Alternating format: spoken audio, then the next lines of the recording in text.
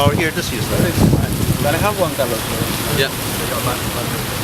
That's the last one. Okay. No, it's okay. We just share them.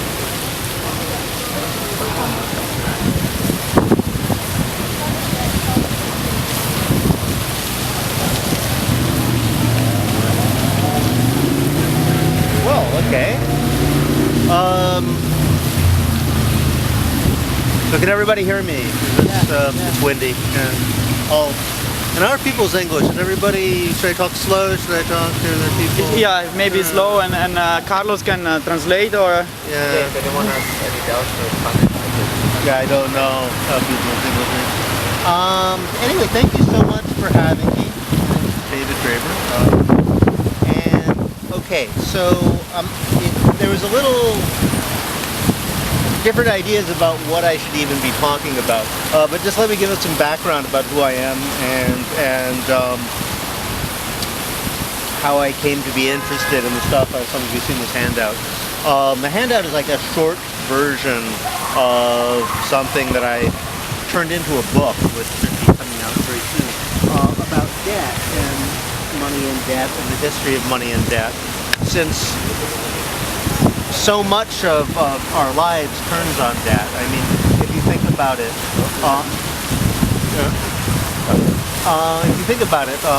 international relations is all about debt. Modern governments run on deficit financing. Consumer economies run on debt. And yet I discovered that no one has ever written the history of debt. I mean, it's not even really clear what it is, how it came about. Seems sort of self-evident until you look at it at all carefully, and it all sort of dissolves away. No one really knows. It's similar to money. Well, there are theories that money is debt, but something I discovered is that economists, there's like no consensus whatsoever among economists about what money actually is. If you think about it, if there's anything you'd think that economists would actually know what it is, it would be money. But no, actually, they don't. There's completely different theories that different branches of economics have. And I became interested in these questions because of my own experience in the globalization movement, the ultra-globalization movement, referred to in the media as the anti-globalization movement.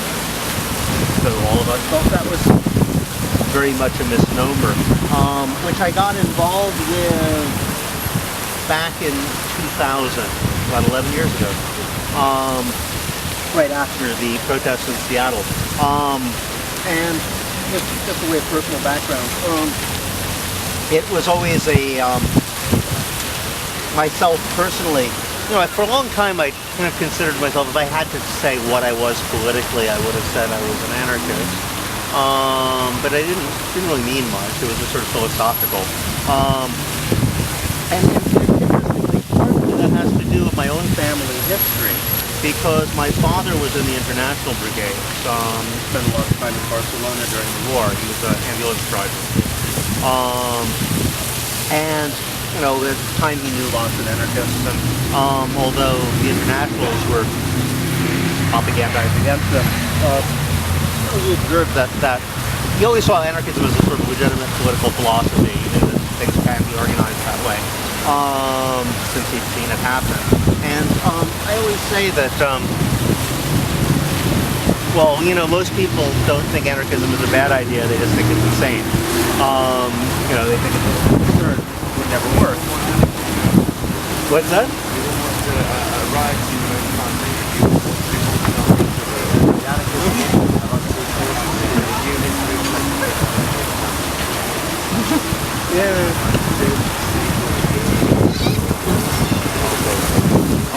Yeah, it's alright.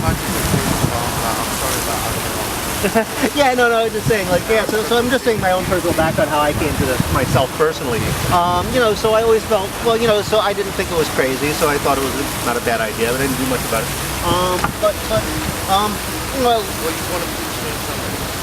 Pardon me? If I were a fascist, would I want to please my own family? well, you don't have to belong to any member, but if anybody in the family Yeah, let's I'll go ask questions yourself. Okay, well, mean, if I was to be a policeman, I would be a policeman. First application for my career. Well, I got. Yeah, it's like the way it's structured. First, I get to say whatever I like, then you do. Yeah, I do apologize on first. Anyway, all right. So just to say, all right. So I ended up doing. I became an anthropologist. I ended up doing field work in Madagascar, in a place where the state had largely gone away, but like no one really noticed because the state hadn't been doing much anyway. People sort of carried on just like they had before. And by the time I got involved in the globalization movement, I find that I was really kind of surprised to discover that the social movements that I was with were trying to invent new forms of democracy and didn't really know what they were doing. So I found that actually my experience in Madagascar and other places like that was very handy because I realized that, we think of ourselves as living in a democratic society. In fact, we put a great pride in the fact that we live in a democratic society, but we use it as a justification for all sorts of horrible things, actually, to do to other societies. But when was the last time that a group of people that got together, 20 or 30 people and decided to make a decision in a democratic and egalitarian fashion? Almost never. We don't really have any experience of practicing democracy in the way that, at least what democracy has traditionally meant for most of its history, which means groups of people assembling together to try to solve problems or come to decisions collectively together. And one of the things that we experienced in the globalization movement was the process of relearning how to do that. It's almost like de-skilling.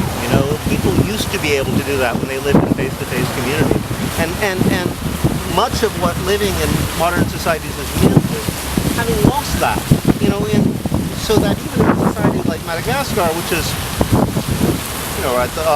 often not formally democratic at all, most people in their day-to-day affairs actually operate quite democratically.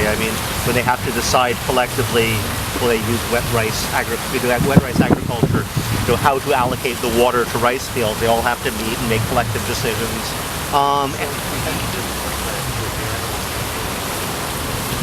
Yes, again. All right. Anyway, I'm talking about the people. Anyway, all right. So it was very interesting because I had this experience of all these Americans, who claim to be living in an incredibly democratic society, painfully having to learn how to do things that people who had been living in Madagascar a few years before just knew how to do automatically without even really thinking about it. And it was a very slow and difficult process of creating new democratic forms. I think it's interesting to talk about a little bit, even though I'm just in passing, because we have here a movement for real democracy. I think it's a very similar conjuncture in a certain way, a very similar problem to which people came up with very similar solutions. Because the globalization movement was largely about IMF structural adjustment policies, what was then called the Washington Consensus, which was the same sort of thing. You produce this financial crisis, in this case it was the third world debt crisis, which in turn largely came out of the oil crisis of the 70s. But it was manipulated politically to create cuts in social services, essentially rewrite the legal and economic structures of all the societies, in such a way as to massively redistribute wealth away from ordinary people to a rather narrow elite, and at the same time to essentially change the sense of what economic rights people had were. Privatization of education, of healthcare, and all sorts of things like this followed. Untold lives was catastrophic. And what was interesting is that the reaction to it was very much the same. The idea was that people were talking about globalization purely economically, but what about democracy? so the answer to this sort of very similar situation where a credit crunch, debt crisis was used as a way of eliminating public services, privatization, sort of undermining of any assumption that you have any economic rights just by virtue of being a citizen. Turning over, and also meant an abrogation of any sort of local level democratic structure. So that, I mean, the classic thing was to set up some group of supposedly neutral technocrats who weren't answerable to democratic forces, as overarching structures of trade bureaucrats who would then apply what was assumed to be rational economic models, which were in fact incredibly ideologically charged. And what we found was essentially meant the creation of this global bureaucracy, which most people weren't even really supposed to know existed. That's why people focused on the World Bank, the IMF, and the WTO and other institutions like that, because they were utterly undemocratic. There was no popular input whatsoever to them. So we were trying to counterpose the notion of global democracy to this sort of top-down bureaucracy that was being created, ironically enough, in the name of the free market. Now, it's interesting because the IMF we basically almost destroyed those guys. They have a second life today, what with crisis in Europe. But it's a little known fact that the IMF was on its last legs. They had been the scourge of the world, really, in the 90s, sort of dictating and imposing economic policies, neoliberal economic policies just about everywhere.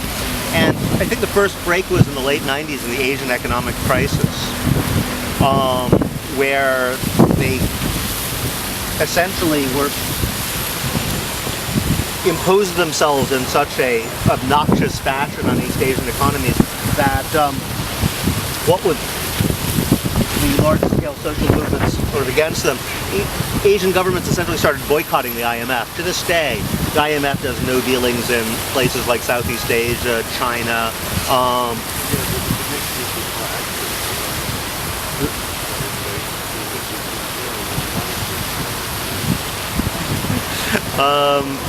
Well, anyway.